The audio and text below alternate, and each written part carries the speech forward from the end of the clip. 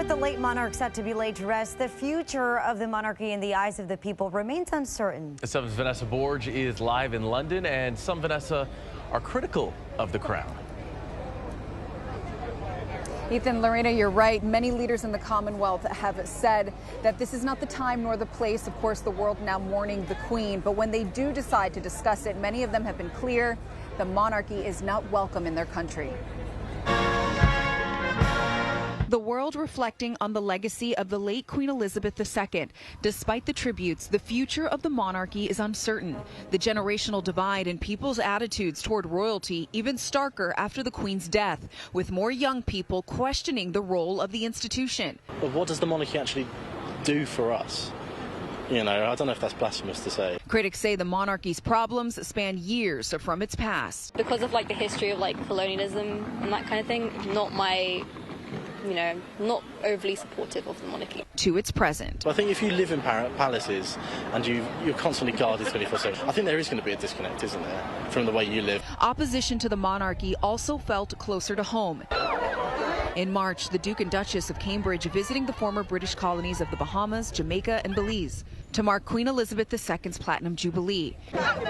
In Jamaica, many gathered in the capital of Kingston, demanding the monarchy apologize for its historical role in the slave trade. They know that their ancestors have been killed by these wicked people.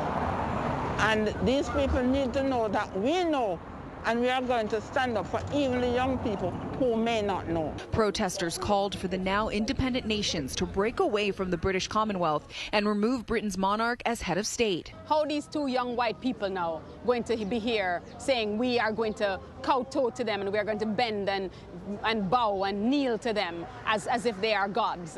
Those days are done. Them coming here as visitors is not a problem, but them coming here as representatives of the biggest colonial slave mistress on earth, Elizabeth of England, is a big problem when they are bringing no reparations, they are bringing no apologies, they are bringing no remorse. Jamaican Prime Minister Andrew Holness publicly agreeing. We are moving on, and we intend to attain in short order our development goals and fulfill our true ambitions and destiny. Still, it's unclear if the monarchy will ever be abolished. A poll ahead of the Queen's Platinum Jubilee shows more than 2 in 3 want Britain to remain a monarchy. In the Bahamas, not everyone supports leaving the Commonwealth either. Because they're a part of our history.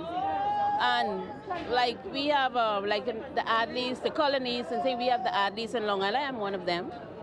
So that's no controversy with me. You think the Bahamas should stay in the Commonwealth? Well, if that's their choice, then stay. I with my Bahamian people. I with my Bahamas. I like the Commonwealth, and I think we've all benefited from it. And so what is that going to look like if we're no longer benefit from it is what the big question is. Well, we know the prime ministers of the Bahamas, Antigua, and Barbuda have already said they want their countries to become republics. Ethan, Lorena.